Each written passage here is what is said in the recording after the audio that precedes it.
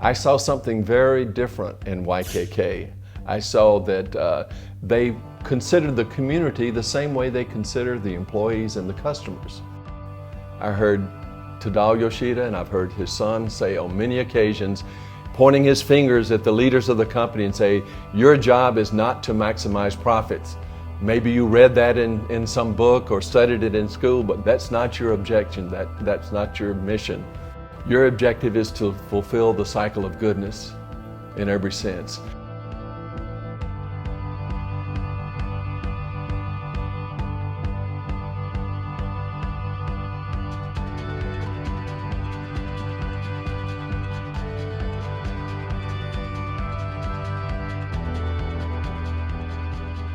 When I was in high school and college, I worked in a cotton mill.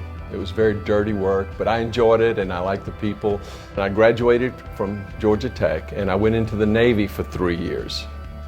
And then when I was coming out of the Navy, it was like June of 1973, and someone told me that a Japanese company was looking for a textile engineer in Macon, Georgia, which was my wife's hometown. So I interviewed with them and they talked about philosophy, and I'll be honest with you, I didn't know what a philosophy was. I thought companies made product and sold product, but I didn't know there was anything to do with philosophies or anything like that. And then I got out of the Navy, I went to Lyndhurst and I worked for 2 months. And then I went to Kurobe for 3 months, from October of 1973 until January of 1974. And it was during that time that I began to realize what Tadao Yoshida stood for and what the philosophy was, and how no one prospers without rendering benefit to others, and the cycle of goodness. And that was a very good time for me to study the company and the corporate culture and everything. So that was my root. I started out, my entire career until joining YKK was at government and nonprofit organizations. And initially I really didn't have any interest at all in working for a business, because I was thinking that a business is an organization that's only thinking about profit, making money, and you know, that there's no opportunity in that sort of situation to be able to give back to society. But then, you know, I knew a few people who worked at YKK, and YKK is very well known in, I live in Atlanta, but within the Atlanta community, it's very well known as being a company that is always involved with the community, is always doing something, you know, to give back, either through donations or volunteer activities. And so, you know, when I was thinking about making a career change, really YKK was the only company that I considered, because I knew about the cycle of goodness philosophy.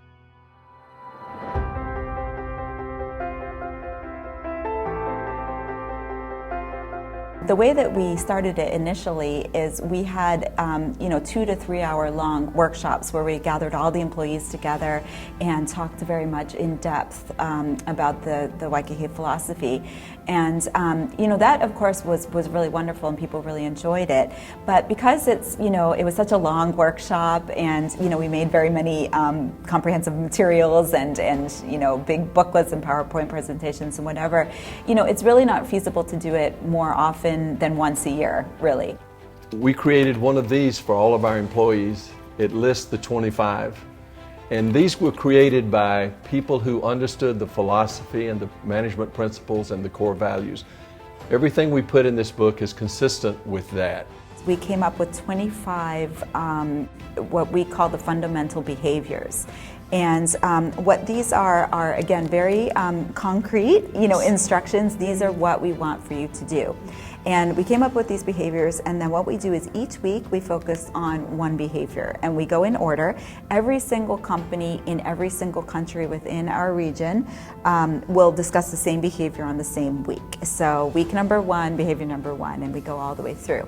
But the key to this is actually making it very, very simple. First, I send around a little message from me explaining what that behavior means to me.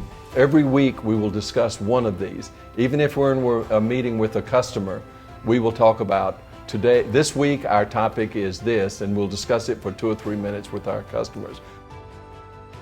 Every single week, every single meeting, we keep going over these, and then when we get to number 25, we start all over again. We started off with doing workshops that were cross-functional, and we had people from all over, from our 8 countries within our region, come in and work in teams. And I got to know, people that work in Canada and people that work in Colombia.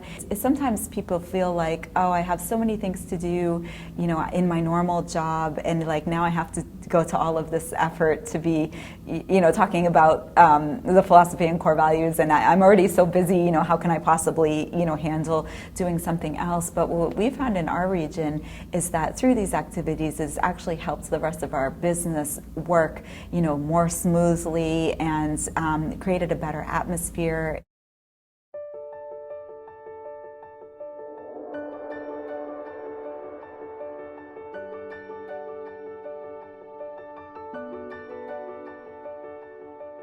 When things go wrong, things don't go as planned, it's important to have managers that are positive and never looking for faults in their employees.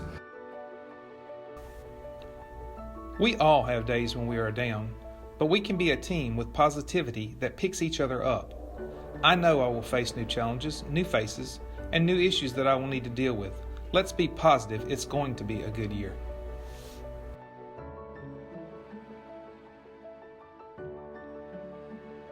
I really enjoyed your story this week. Until relocating to Georgia about 8.5 years ago, I never fully appreciated or understood the positive impact that YKK has in Georgia and the number of people that are connected to our company through family or friends in one way or another.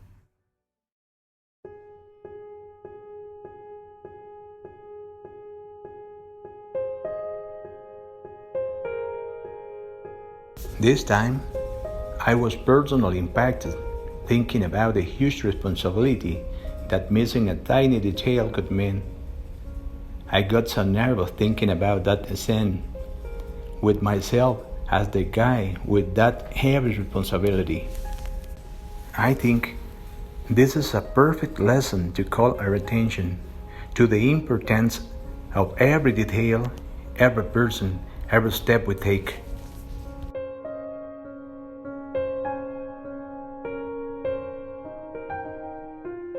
As I read about your mother, tears came to my eyes. My mother is 87 and lives with me, and her health is requiring much more attention. I would like to recognize my manager for being understanding and willing to work with my schedule to accompany my mother. I have been blessed. I believe Fundamental 23 will touch many hearts. On October the 26th, 2017, my son was in a serious accident that caused major trauma to his stomach area and left leg. He spent 27 days in ICU and had 17 surgeries. He spent another 27 days on the 5th floor trauma unit. During this time, YKK management and co-workers showed me and my family how caring they really are. I received phone calls, text messages, food, blankets, pillows, money, and much needed prayers. My family was amazed of the support we were getting from them and how management worked with me on my schedule to be with him. This made me think about the fundamental behavior, give back.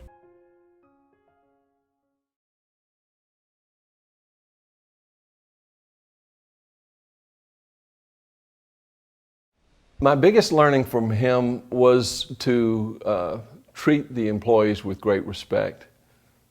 Great respect. You need to communicate with them.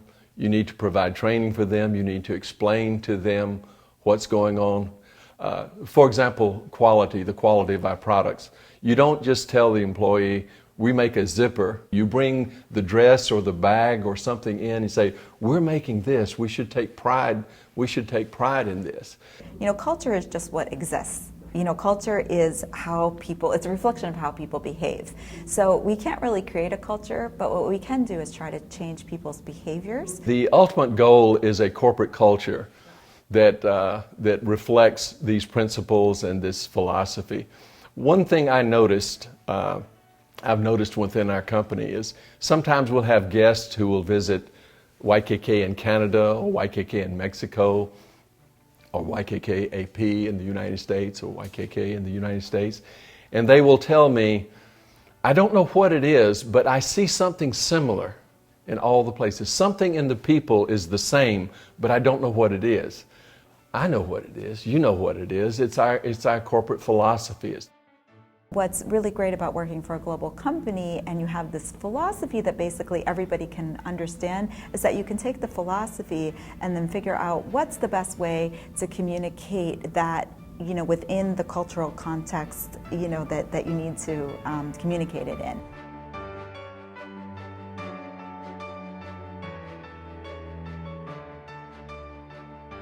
You know, we have a lot of different cultures, even within the North and Central America group. You know, we cover everywhere from Canada to Colombia, but it doesn't matter which country you go to.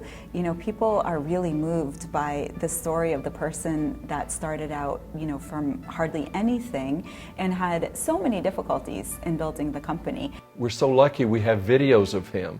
We have audio tapes of him speaking. We have the books that he wrote and the books about him, and we have this museum. So this is part of that communication process we're going through now, is putting Yoshida Tadao directly in front of our employees through the videos. And so far it has been extremely positive, very good reaction. They say, oh, now I understand the philosophy much better, just hearing him speak. The tenderness, the sincerity, the humility. You know, you can read about that, but when you see him talking and hear him talking, then you say, ah, now I understand.